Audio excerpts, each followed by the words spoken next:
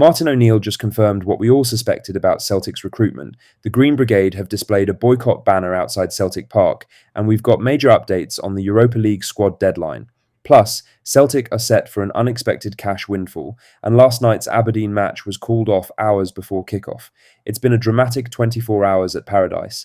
But first, make sure you like this video and subscribe to the channel for more Celtic content.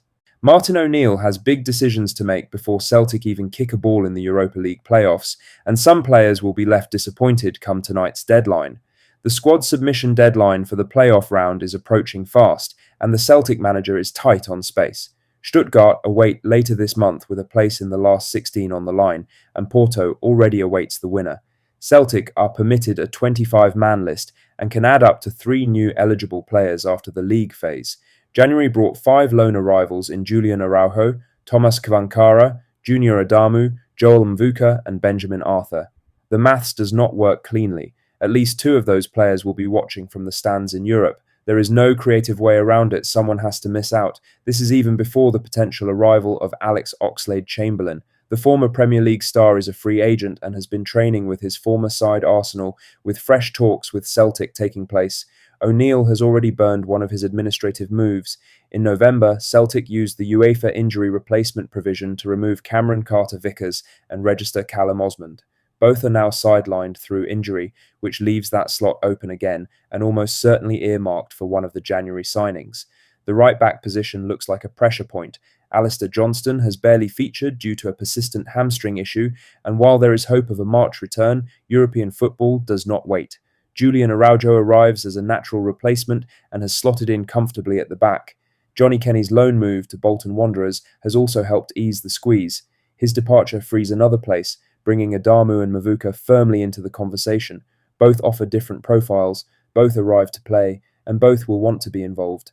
Benjamin Arthur appears the most vulnerable. He is young, untested at this level, and the Europa League knockouts are no place for sentiment. UEFA's homegrown rules add another layer of complication. 8 of the 25 must be locally trained, which limits flexibility and makes every decision interconnected.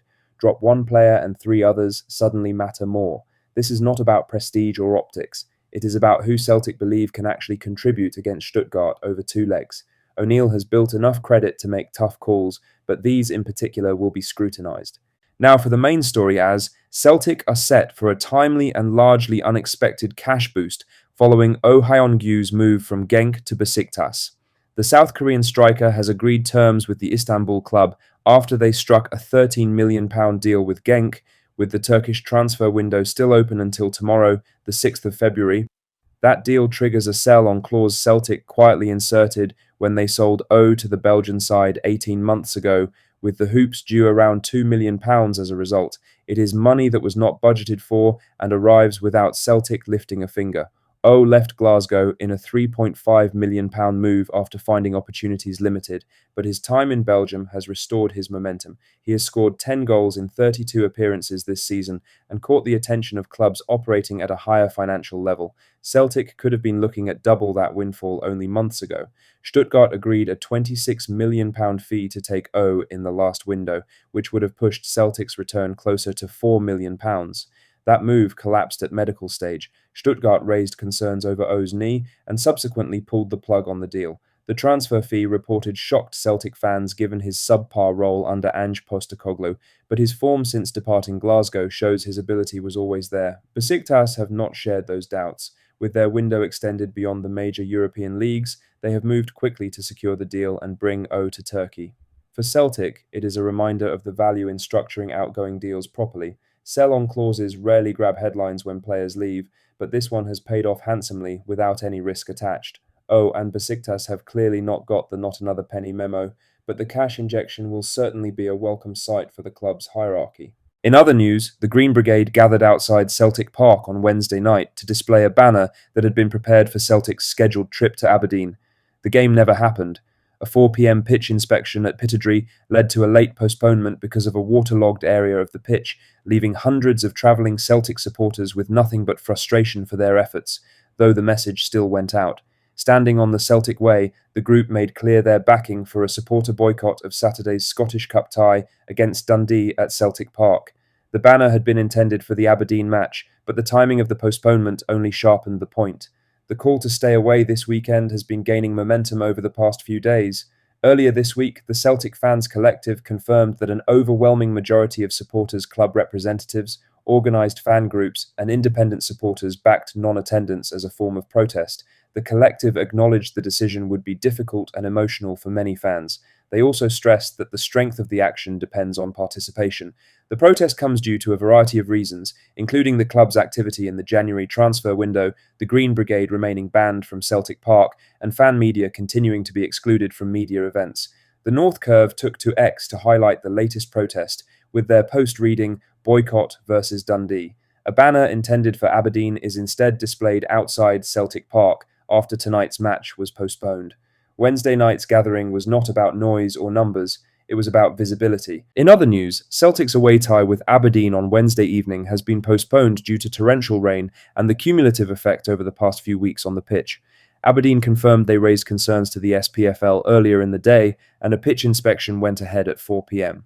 We believe one of the goal mouths was proving particularly troublesome, with the ball not bouncing or moving very well in and around the 6-yard box. Celtic could have taken a huge step towards Hearts with a win at Pittodrie after the Jambos fell to defeat against St Mirren on Tuesday, but now the game will have to be crammed in somewhere else in an already busy schedule with Celtic still in Europe. Martin O'Neill would have likely used this game to begin to bed in some of the new boys who signed on deadline day. However, they will now take their bow at Celtic Park in the Scottish Cup tie against Dundee on Saturday.